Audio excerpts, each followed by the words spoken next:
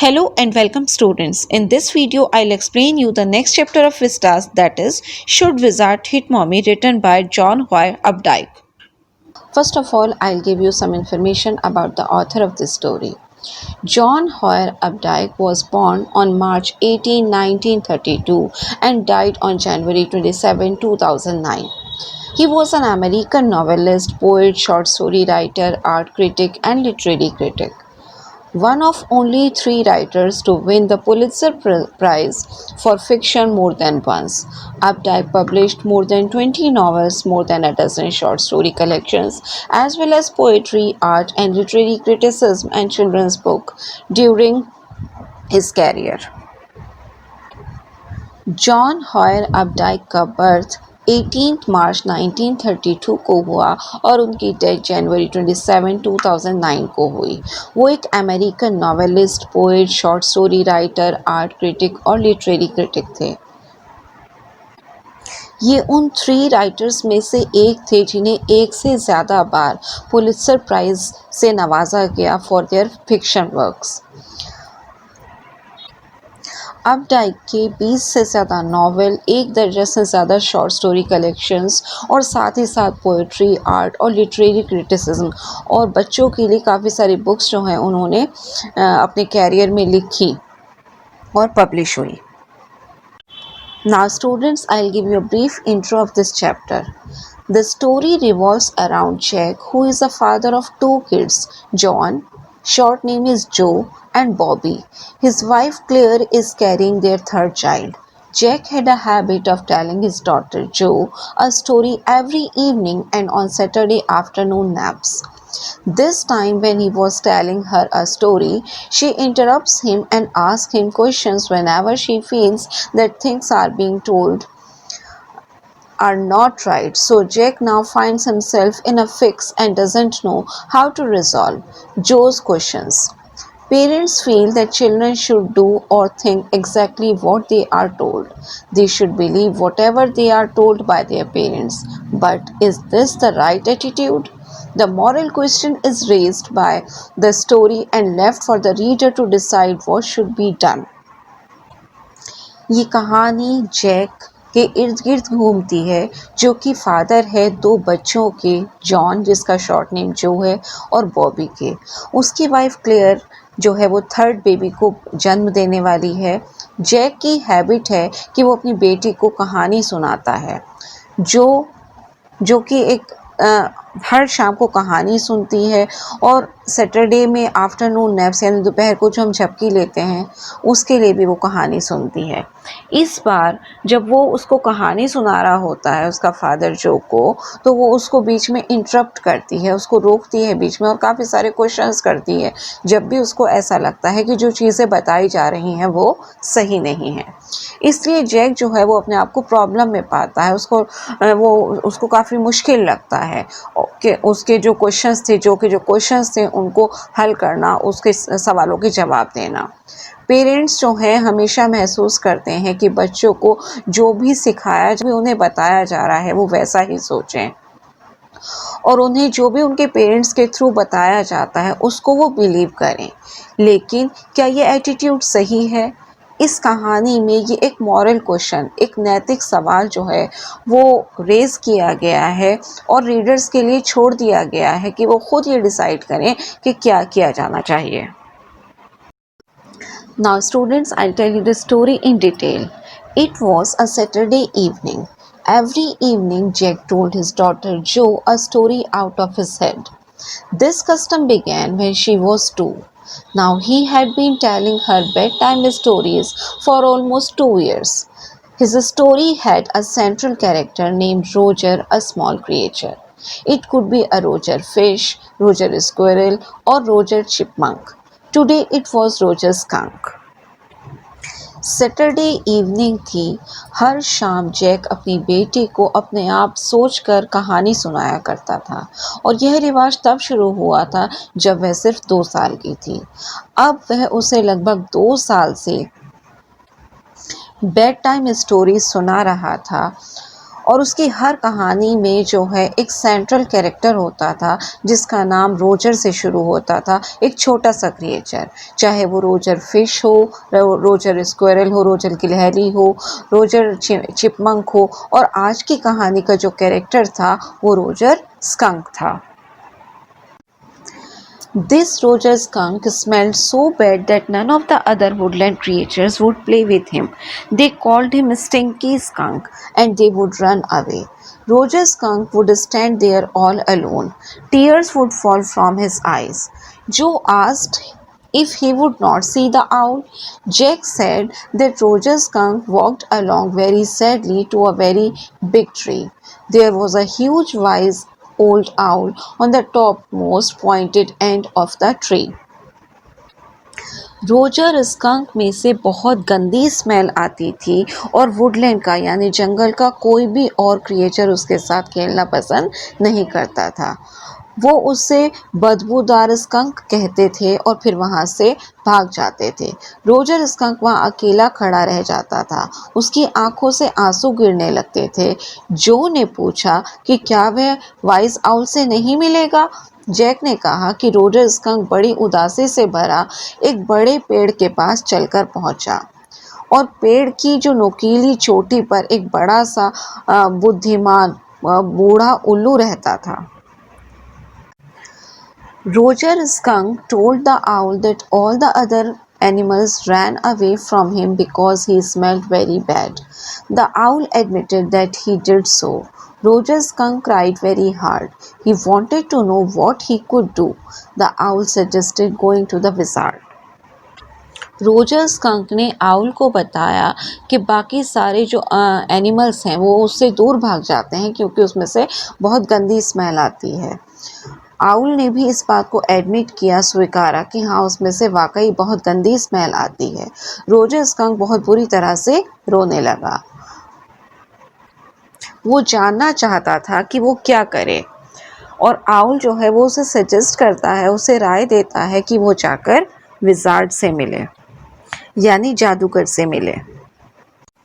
The owl advised Roger Skunk to go through the dark woods under the apple trees into the swamp, and there would be the wizard's house over a creek, little river. On reaching the little white house, Roger Skunk rapped on the door. A tiny little old man came out with a long white beard and a pointed blue hat. He observed that the creature smelled awful. Old owl ने skunk को suggest किया, Roger skunk को suggest किया कि वो अंधेरे जंगलों से गुजरता हुआ जो एप्पल की ट्रीज़ हैं उनके नीचे से होता हुआ दलदल तक जाए और वहाँ पर एक छोटी सी नदी के ऊपर जादूगर का घर होगा। उस छोटे से वाइट घर पर पहुंचने के बाद रोजर स्कंक ने डोर पर ज़ोर ज़ोर से नॉक किया और एक छोटे से कद का लंबी दाढ़ी वाला और नुकीली नीले जो है टोपी वाला जो है एक बूढ़ा आदमी बाहर आया। उसने कहा कि वह अजीब भयंकर स्मेल जो है, बहुत गंदी स्मेल जो है वो छोड़ रहा था। Roger Skunk said the huge wise owl had told him that he could help him. The wizard found his magic wand and asked Roger Skunk what he wanted to smell like. Roger thought and said roses. He chanted a magic spell. All of a sudden, the whole inside the wizard's house was full of the smell of roses. The wizard asked 7 pennies for the work. Roger Skunk had only 4 pennies and he began to cry. Roger skunk ने कहा कि huge wise owl ने बताया था कि वो उसकी मदद कर सकता है, उसकी हेल्प कर सकता है। जादूगर ने अपनी जादू की छड़ी ढूंढी और रोजर स्कंक से पूछा कि वो किस तरह की स्मेल चाहता है। रोजर स्कंक ने सोचा और कहा रोजेस की यानी गुलाब की। उसने एक जो है मंत्र उच्चारण किया, एक मैजिकल स्पेल किया और अचानक से विजार्ड के पूरे घर में रोजेस की स्मेल जो थी वो फैल गई। पूरा जो उसका घर था वो रोजेस के स्मेल से महक उठा। रोजर स्कंक ने इस काम के लिए उससे 7 पेनीज मांगी, लेकिन रोजर स्कंक के पास सिर्फ 4 पेनीज थी और उसने रोना शुरू कर दिया। directed him to go to the end of the lane and turn around 3 times and look down the magic well. Roger Skunk did so and found 3 pennies in the magic well. He took them to the wizard. He was now very happy. He ran out into the woods. The other creatures gathered round him because he smelled very good. They played various games the children play. They played and laughed all afternoon. Then it began to get dark. They all ran to their mummies. जादूगर ने उसे गली के अंत तक जाने को और 3 बार मुड़ने के लिए कहा और उसके बाद जादुई कुएं में नीचे देखने के लिए कहा।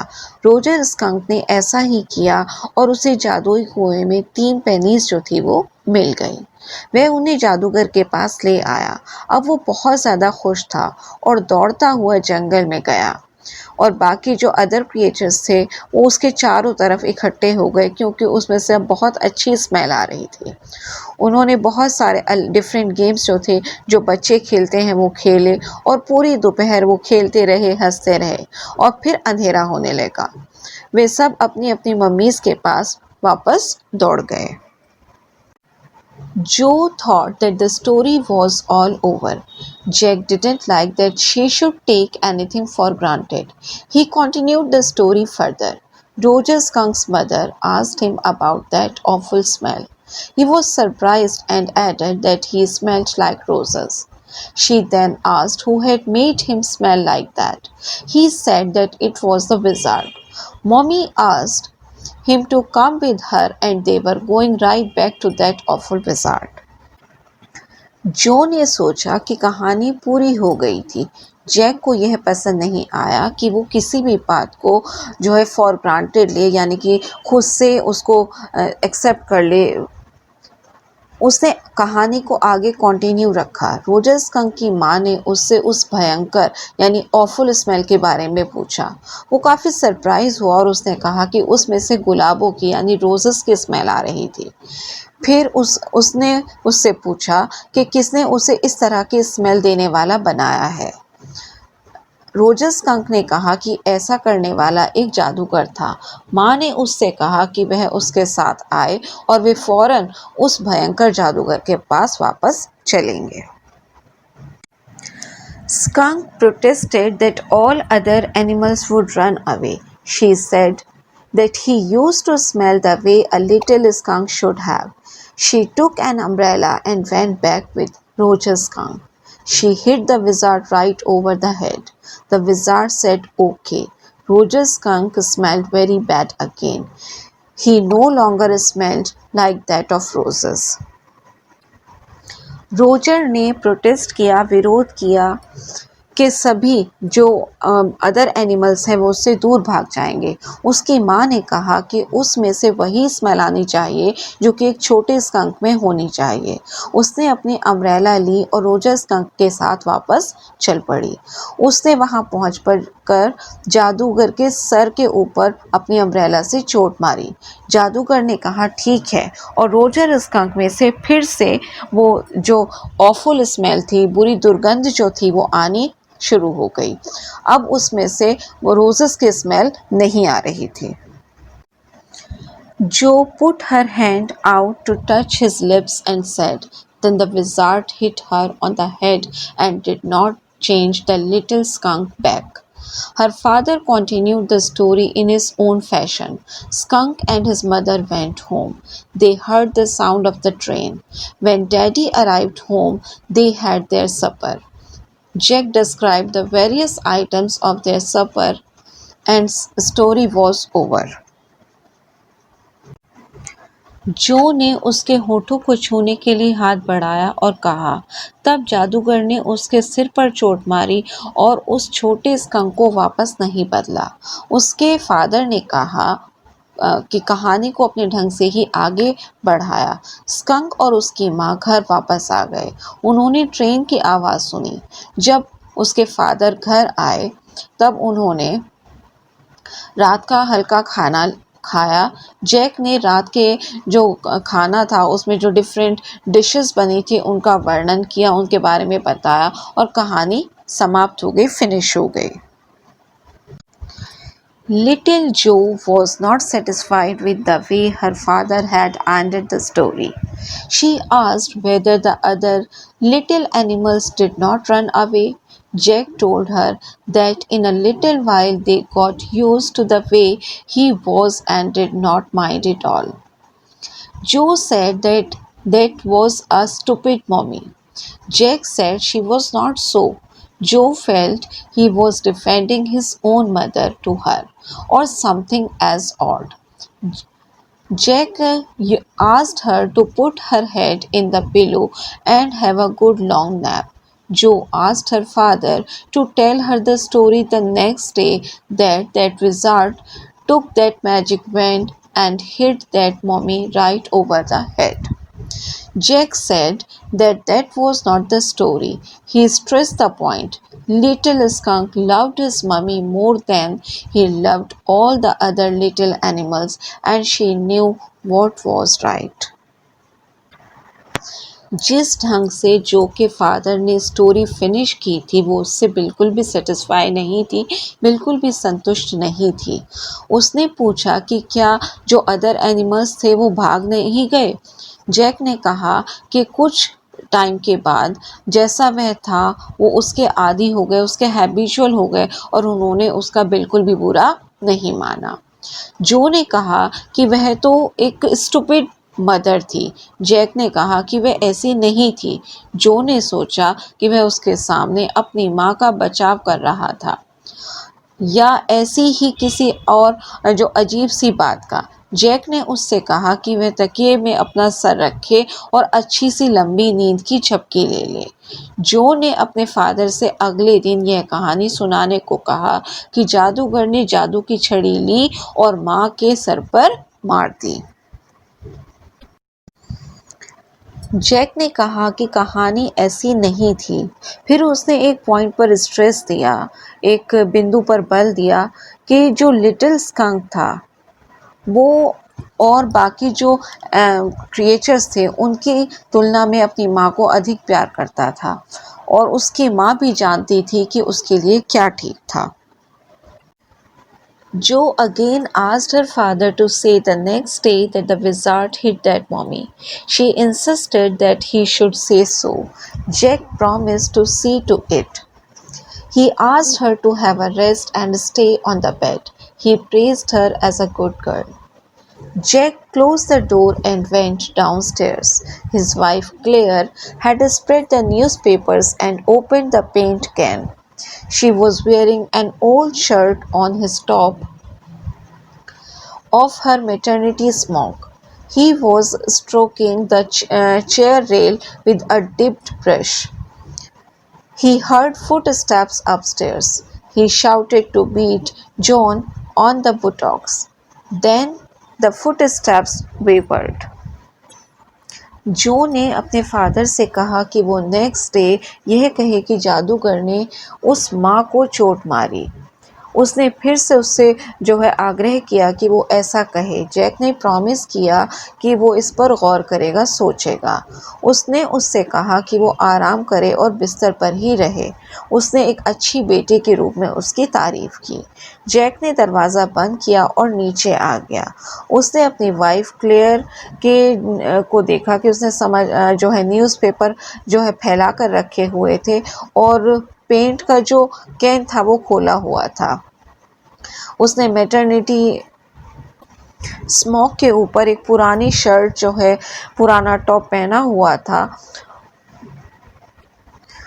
और वह कुर्सी की जो एक लकड़ी की एक सलाख होती है, ये जो स्टिक होती है, उसके ऊपर पेंट से भरा हुआ ब्रश जो है वो लटका रही थी। उसने ऊपर की जो मंजिल थी वहाँ पर फुट स्टेप्स की आवाज़ सुनी। उसने जॉनी को चिल्लाकर ज़ोर से पीछे की तरफ यानी कि जो को पीछे मारने के लिए कहा और जो फुट स्टेप्स थे वो रुक गए। Claire observed that it was a long story. He simply said the poor kid. He watched his wife working hard on the woodwork. It included a cage of moldings and rails and baseboards all around them. He felt caught in an ugly middle position. He also felt his wife's presence in the cage with him, but he did not want to speak with her, work with her, touch her, anything. He watched everything with utter weariness. Claire ने observe किया कि वो बहुत लंबी कहानी थी। उसने सिर्फ ये कहा कि बेचारी बच्ची, और वो देख रहा था कि उसकी वाइफ जो है वो वुडवर्क के साथ कितनी मेहनत कर रही थी। उसमें काफ़ी सारी चीज़ें शामिल थी, केज ऑफ मोल्डिंग, रेल्स, बेसबोर्ड्स, वो ये सारा सामान जो है वहाँ पर बिखरा हुआ था। उसने अपने आप को एक अगली मिडिल पोजीशन में फंसा हुआ पाया।